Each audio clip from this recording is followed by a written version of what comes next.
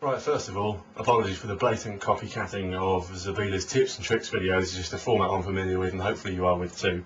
What I really want to do is just show something I've discovered on the EFX1000 that I haven't heard about elsewhere, and it's it's quite a sort of a unique trick. It's not something that can be utilised all over the shop, but I'll show you and you can take it off and do your own thing.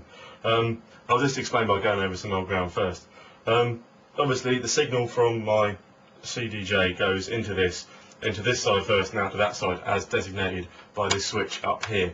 So yeah, it flows into the beat side, into the jog side, out there, and you can hear what I'm about to do.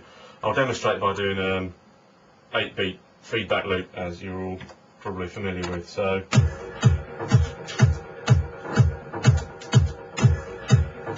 yeah, so there we go, and then I can affect it. Let's say if I engage the WAV side of things, I can filter it all the way up, kill it, but if we listen to it again, that effect there I've just applied hasn't been repeated. So I can turn it on again, all the way back down. Still, it's just you can just hear the beats coming out. So I'll stop that. Then we flick the switch up here and it all changes slightly. So the signal goes from here into this side first and then to that side. So when I'm recording this next one, I'll fiddle around with this side as well, and you'll hear the difference that I mean. So I go straight back to that again, normal feedback loop. There we go.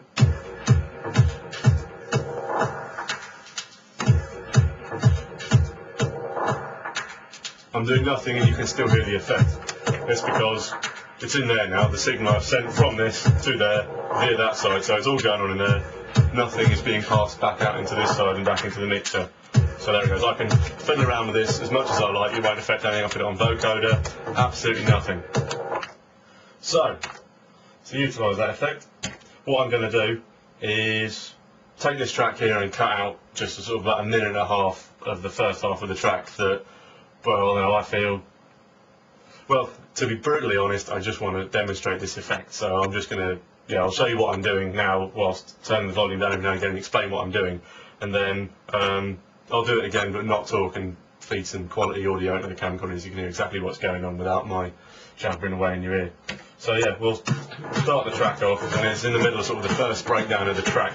When it drops again, we're going to make a feedback loop, and then use a loop on this to slowly filter in to the next half of the track, using that technique I just tried showing you there. So here we go.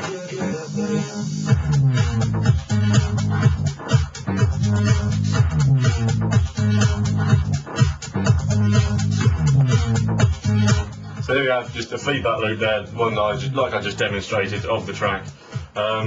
Something I should point out at this point is once you've got your feedback loop recorded, I always seem to leave the record switch on. It's very important that you turn it to off now, so then anything you do over here is not recorded into the loop you've just made. So that's quite happily playing away. Then we'll jump forward to the pre-prepared loop that I've made. So that's ready to go. And as the signal will be flowing out of this into this side first, the jog wheel half, I'm going to turn on the WAV filter again, turn it all the way down, so we're just going to hear the low frequencies, and I'll slowly filter it up and introduce it to this feedback loop we've got going there. So I'll try and do that now.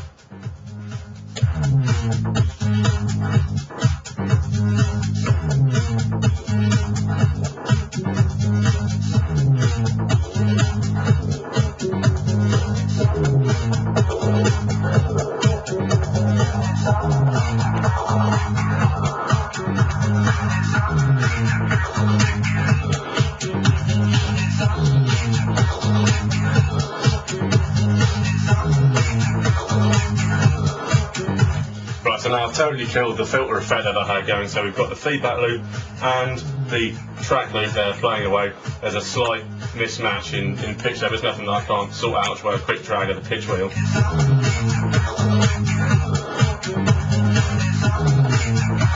Doesn't sound so bad. So there we've got the beats going away there, and I can affect the beats and do the whole chopping up thing of a stereotypical feedback loop, Zabila style, with my loop playing on top there that won't be affected. I'll just try and give you a quick demo without ruining it.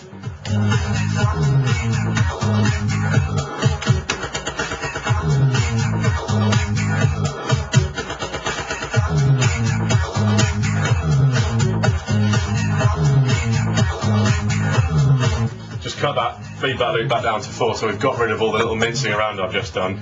And now that's obviously played for longer than 4 beats, I can jump back to 8. And my little chopping up there has now disappeared out of the mix entirely. So now to try and get rid of all these beats and just introduce the track again. Now it's just a loop at the minute that's playing and playing and playing, so none of it will ever end. This is continuous, it will go on until the end of time. So I'll just try and demonstrate sort of a way of getting out of it.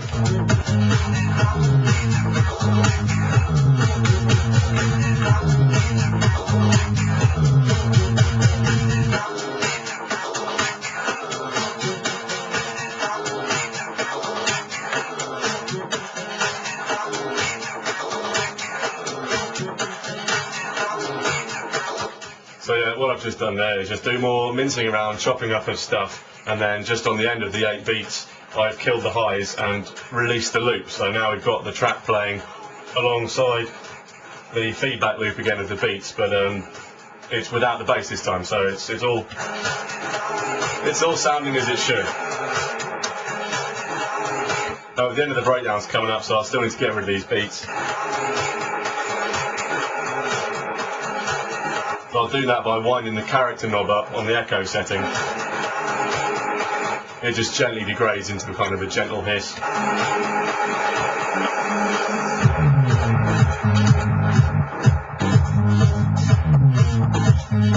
And there we go, we're back into the main track. So what I'll do now is I'll stop this and I'll plug it all in so you can hear quality audio. I won't talk, I'll just perform what I've just done, so it all sounds a little bit more silky smooth and less error-free. Or more error-free rather. And yeah, I'd love to hear your comments to see if you discovered something like this before. Feel free to take it away and do your own thing and make a silly little video and post it on the internet.